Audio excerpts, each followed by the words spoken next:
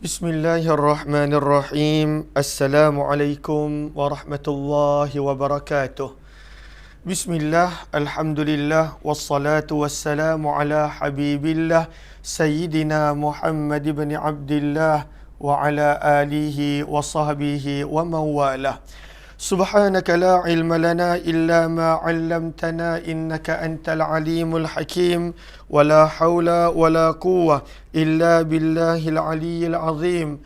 Allahumma rabbi syrah lana sudurana wa yassir lana umurana wahlul 'uqdatam min alsinatina yafqahu aqwalana. Allahumma fakkihna fid din wa 'allimna at-ta'wil. Allahumma alhimna marashida umurina wa a'idhna min syururi anfusina birahmatika ya rabbal alamin. Walhamdulillahi rabbil alamin. Alhamdulillah summa alhamdulillah. Apa khabar sahabat-sahabat semua? Selamat pagi, sabahun nur, sabahul khair. Salam pertemuan dalam Hayati Quran siri yang ke-624 bersama dengan saya Umar Aziz, di mana kita akan membaca dan juga menghayati akan kalamullah Al-Quran. Mudah-mudahan kita beroleh ibrah, beroleh pengajaran, beroleh manfaat daripada Al-Quran. Ahlan-ahlan kepada sahabat-sahabat semua, Salihah Ahmad, Abdul Rahman Umar, kemudian Harimau, Wahidah Wahab.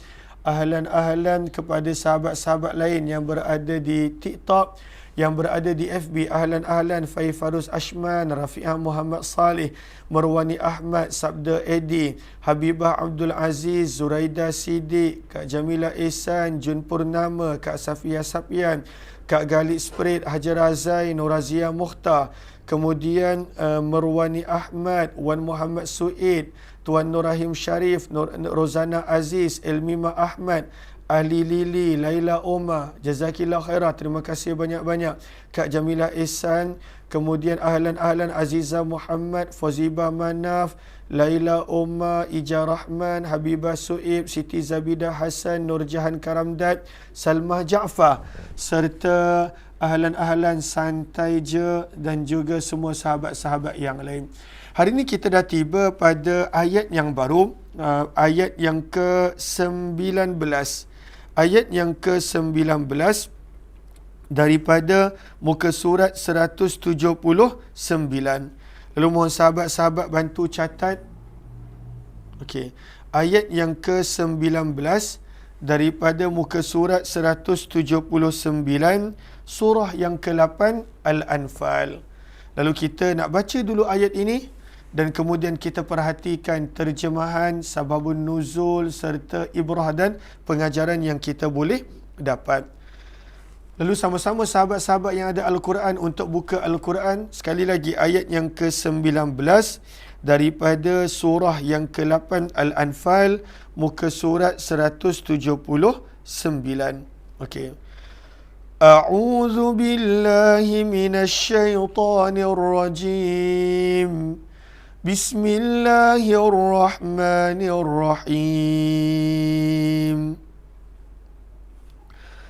In tastaftihu faqad ja'akumul fath. Oh, suara putus-putus. Fa, boleh panggilkan Safi tak? Sorry. Oh, suara sekejap sebentar. Di TikTok rasanya okey. Cumanya di Facebook suara putus-putus. Okey. Ahlan-ahlan, adakah ramai lagi yang begitu? Suara putus-putus. Okey. Terima kasih Kak Nurazia Mukhtar maklumkan. Okey, saya baca dulu ayat ini. Sama-sama kita baca. Kemudian kita lihat bagaimana dalam tempoh perjalanan lain yang ada. A'udzu billahi minasy syaithanir rajim. إن تستفتحوا فقد جاءكم الفتح وإن تنتهوا فهو خير لكم وإن تعودوا نعد ولن تغني عنكم فئتكم شيئا ولو كثرت wa anna Allaha ma'al mu'minin. Sadaqallahul azim. Ayat yang ke-19. Line putus-putus. Ada handphone lagi yang boleh chat. Dekat Facebook line putus-putus. Okay, terima kasih di atas sahabat-sahabat yang memberi maklum balas. Nanti insya-Allah Safi isteri saya akan checkkan. Ahlan Nurul, Ros, ahlan sahabat-sahabat yang lain, Afizul, ahlan kita sedang meneliti ayat yang ke-19 daripada surah yang ke-8 surah Al-An'am. Maka apakah pengajaran yang kita beroleh daripada ringkasan ayat yang ke-19? Maka ringkasan ayat yang ke-19, Al-Quran menceritakan amaran yang diberikan kepada orang-orang musyrikin Mekah. Amaran yang diberikan kepada orang musyrikin Mekah. Di mana orang musyrikin Mekah pada waktu itu, Allahumma salli ala Sayyidina Muhammad, mereka bertegas dengan kekufuran. Mereka pilih untuk pada waktu itu tidak menyahut seruan Nabi SAW untuk beriman. Sehingga mereka berterusan berperang melawan Nabi SAW. Maka ayat yang ke-19 adalah amaran kepada orang musyrik Mekah yang pada waktu itu kemenangan tetap akan berpihak kepada orang-orang yang beriman. Dan jika mereka berhenti pada waktu itu mengganggu Nabi dan para sahabat, itu adalah lebih baik untuk mereka. Dan jika mereka berulang kali menyerang Nabi, maka pada waktu itu tidak akan memberi manfaat bilangan mereka yang ramai sekalipun, kerana sesungguhnya Allah bersama dengan orang-orang yang beriman.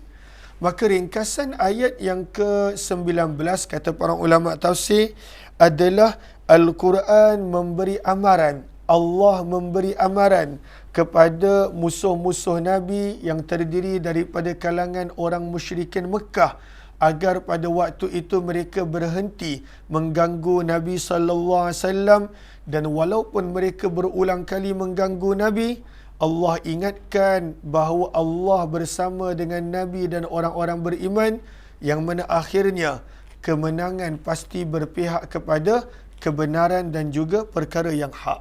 So far okey? Line tak boleh check je, nanti kalau line tak okey maklumkan balik. Sebab kadang-kadang saya tak perasan komen-komen yang ada dan saya sangka line adalah elok. So far di TikTok tak ada masalah. Maka itu adalah ringkasan ayat yang ke-19, amaran kepada musuh-musuh Islam, musuh-musuh Nabi dan musuh-musuh orang beriman.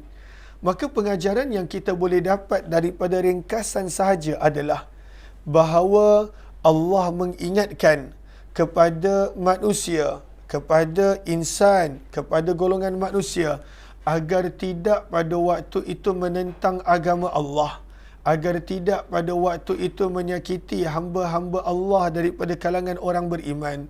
Kenapa? Kerana di hujung ayat Allah sebut, wa annallaha ma'al mu'minin, Allah sentiasa bersama dengan orang beriman.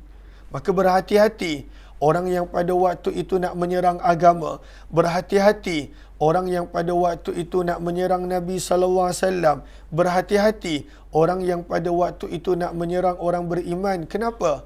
Sebab Allah sentiasa bersama dengan orang beriman. Maka itu adalah ringkasan ayat yang ke-19. Apakah sababun nuzul yang ada? Sababun nuzul, sebab kenapa turunnya ayat ini, Imam Ahmad bin Hanbal dalam kitabnya, Imam Nasa'i dalam sunannya, Imam Hakim dalam mustadraknya, lalu Musnad Ahmad, Sunan Nasa'i dan Mustadrak Hakim, daripada Tha'labah radhiyallahu ta'ala anhu, bahawa Abu Jahal ketika mana nak berperang melawan Nabi dan para sahabat pada peperangan Badar, maka pada waktu itu Abu Jahal meminta kepada Allah Subhanahu wa taala, fa ahlikhum, ya Allah binasakan mereka. Abu Jahal minta kepada Allah untuk Allah binasakan Nabi dan binasakan pada waktu itu sahabat-sahabat Nabi sallallahu alaihi wasallam. Maka nanti kita akan lihat ayat Allah Subhanahu wa taala sebut, kamu minta untuk menang, Tapi sebenarnya kemenangan bukan untuk kamu, wahai Abu Jahal. Kemenangan adalah untuk Nabi dan para sahabat. Lalu malam sebelum peperangan, Abu Jahal pun pada waktu itu minta dan berdoa kepada Allah. Dan pada waktu itu Allah berikan kemenangan kepada Nabi SAW. Yang kedua, sababun nuzul yang kedua adalah apa yang diriwayatkan oleh Suddi dalam tafsirnya.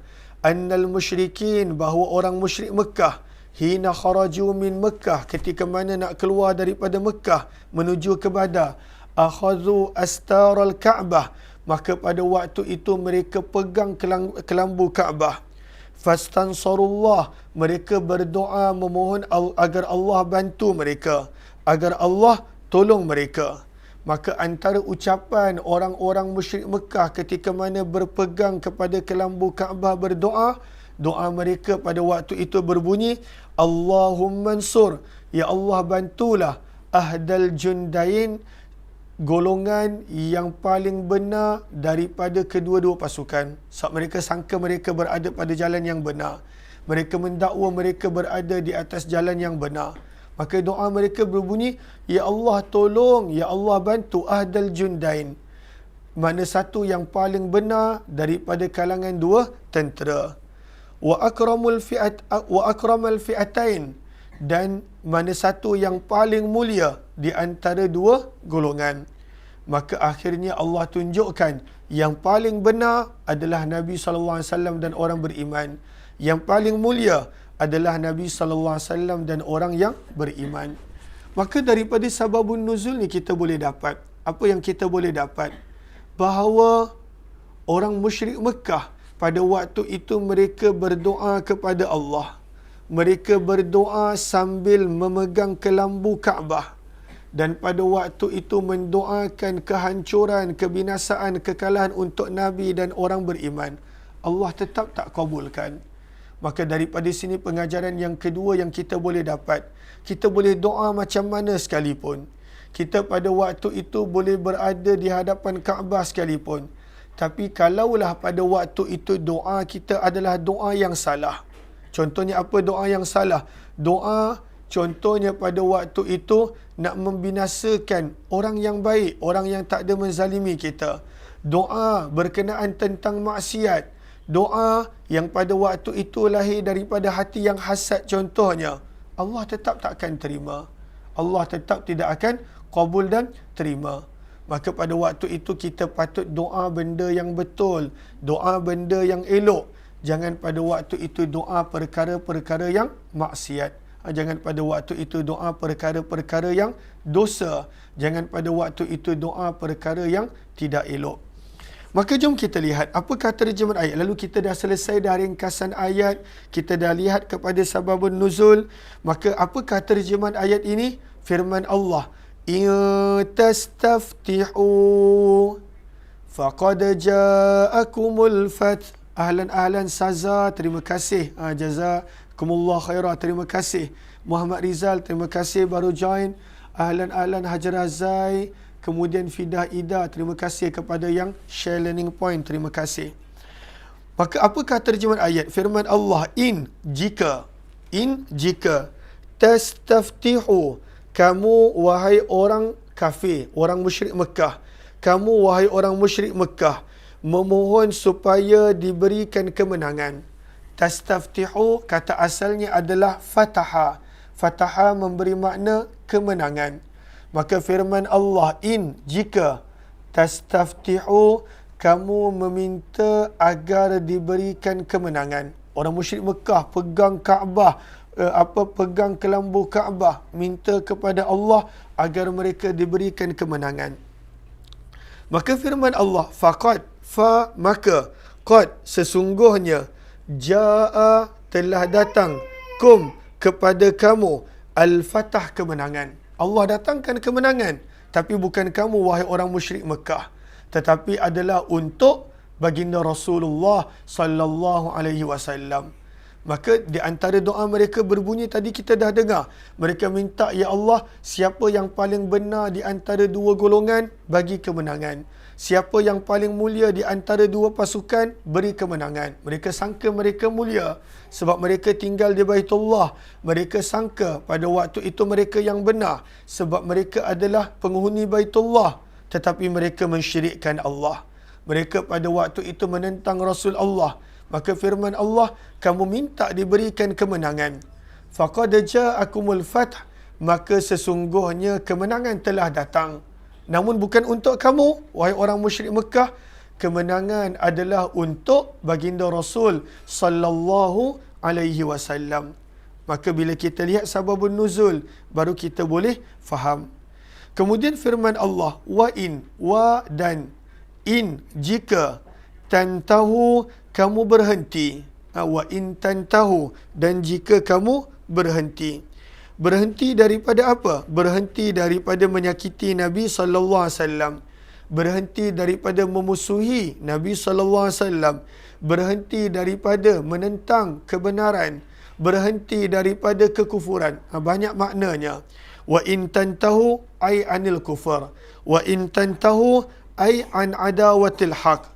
Maka firman Allah, wa in tantahu, dan jika kamu berhenti daripada kekufuran, daripada menentang kebenaran, daripada memusuhi baginda Rasulullah, Allah ingatkan, fahuwa, maka itu adalah khairul lakum, lebih baik untuk kamu. Maka pengajaran yang kita boleh dapat daripada firman Allah, wa in tantahu fahuwa khairul lakum, dan jika kamu berhenti, maka itu adalah lebih baik untuk kamu. Sahabat-sahabat, sebenarnya dalam hidup, kita kena belajar untuk berhenti daripada melanggar perintah Allah dan larangan Allah. Kadang-kala ada perbuatan, ada larangan, ada kemaksiatan yang kita dah lakukan pada waktu itu bertahun-tahun. Allah bagi peluang. Moga Allah ampunkan saya, ampunkan setiap daripada kita. Kadang-kala kita, ini untuk kehidupan kita, kadang-kala lifestyle kita ada dosa, ada maksiat, sama ada daripada sudut cara bercakap yang tak elok, sama ada daripada sudut perbuatan yang tak elok, sama ada daripada sudut cara kita berfikir yang tak elok. Kadang-kala terlalu lama kita berada dalam keadaan yang tak elok. Maka ingat ayat ini, Allah tegur pada waktu itu, wa in tantahu. Walaupun ayat ini ditujukan kepada orang musyrikin Mekah, sebenarnya maksudnya adalah sampai bila-bila. Allah ingatkan, wa in tantahu, dan jika kamu berhenti daripada perkara-perkara yang Allah tak suka, daripada perkara yang Allah larang, fahuwa, maka itu adalah khairul lakum, lebih baik untuk kamu. Tinggalkan perkara yang Allah tak suka, tinggalkan perkara yang Allah larang, tinggalkan dosa dan maksiat. Kerana masih lagi belum terlambat. Bilakah terlambat? Bila datangnya sakarat. Bila datangnya sakarat, bila datangnya pada waktu itu saat kematian, ya, itu adalah terlambat. Bila munculnya tanda-tanda kiamat yang besar, ya, pada waktu itu telah terlambat. Maka Allah ingatkan, wa in tantahu, dan jika kamu berhenti, wahai musyrikin Mekah. Berbelas tahun Allah bagi peluang. 13 tahun kat Mekah kamu sakiti Nabi, Allah bagi peluang. Nabi dah berhijrah 2 tahun, Perang Badar tahun yang kedua. Bererti hampir 15 tahun Allah bagi peluang. Mereka masih menyakiti Nabi. Mereka masih tak meninggalkan kekufuran. Mereka pada waktu itu masih menentang kebenaran. Maka firman Allah, wa in tantahu, dan jika kamu berhenti, walaupun 15 tahun Allah dah bagi peluang, fahuwa khairul lakum, maka itu adalah lebih baik untuk kamu, wahai orang musyrikin Mekah dan wahai orang yang melanggar akan larangan-larangan Allah Subhanahu wa taala. Kemudian Allah Subhanahu wa taala ingatkan, ingatkan orang musyrikin Mekah, kalaulah mereka tak nak berhenti menyakiti Nabi, kalaulah mereka tak nak berhenti menyerang Nabi, dan mereka berulang kali pada waktu itu nak datang menyerang Nabi walaupun dengan jumlah tentera yang ramai, apa yang Allah ingatkan? Wa in ta'udu, wa dan in, jika ta'udu, kamu kembali. kembali pada waktu itu menyakiti Nabi, kembali menentang kebenaran, Allah ingatkan, na'ud, kami pun pasti kembali. Kalaulah kamu serang lagi Nabi, Allah ingatkan, kami pun pasti bersama dengan Nabi SAW. Wa in ta'udu, dan jika kamu kembali, na'ud, kami pasti kembali. Walan, dan sama sekali tidak, tughni, memberi manfaat, ankum, bagi kamu, fi'atukum, golongan angkatan tentera kamu, syai'a, sedikit pun takkan memberi manfaat, walau kathurat, walaupun jumlah mereka ramai. Maka Allah Subhanahu wa taala ingatkan, walaupun kamu mempunyai tentera yang ramai, dan kalaulah kamu berulang kali menyerang baginda Nabi sallallahu alaihi wasallam, tetap takkan memberi manfaat. Kenapa? Kenapa tak memberi manfaat walaupun jumlah tentera yang ramai? Ahlan-ahlan kepada sahabat-sahabat yang baru join, sama ada di Facebook ataupun yang berada di TikTok, kalaulah rasa bermanfaat, maka mohon jasa baik untuk bantu share, bantu untuk kongsi, bantu untuk sebar luas. Mudah-mudahan lebih ramai yang beroleh manfaat. Maka kenapa tak memberi manfaat? Allah ingatkan, wa annallaha ma'al mu'minin, dan sesungguhnya Allah bersama dengan orang-orang yang beriman. Wa annallaha ma'al mu'minin. Wa annallaha ma'al mu'minin. Lalu pengajaran yang keempat yang kita boleh dapat, walau kathurat, perkataan walau kathurat, besar macam mana sekalipun musuh Islam, ramai sekali macam mana pun musuh Islam, pada waktu itu bagaimana lengkap sekalipun mereka punya peralatan dan sebagainya, orang yang beriman kena ingat, wa annallaha ma'al mu'minin, dia kena ingat pada waktu itu Allah sentiasa bersama dengan orang yang benar-benar percaya kepada Allah. Allah bersama dengan orang-orang yang beriman.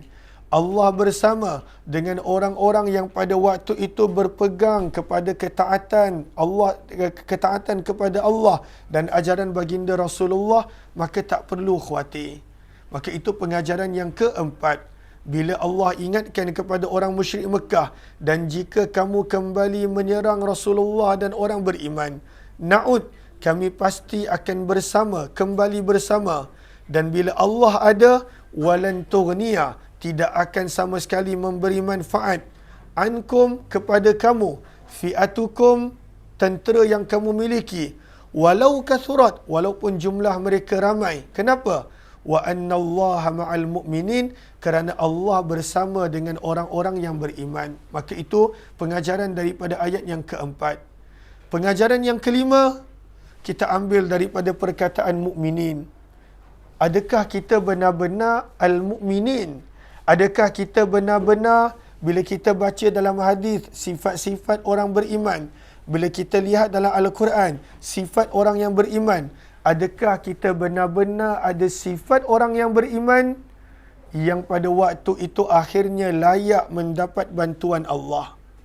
Ataupun sekadar retorik, kita kata kita beriman, tetapi pada waktu itu kita tak percaya pun kepada Allah sepenuhnya. Kita kata kita orang beriman, tetapi tak ada pun sifat orang beriman pada kita. Maka pengajaran yang kelima kita lihat daripada perkataan al-mu'minin.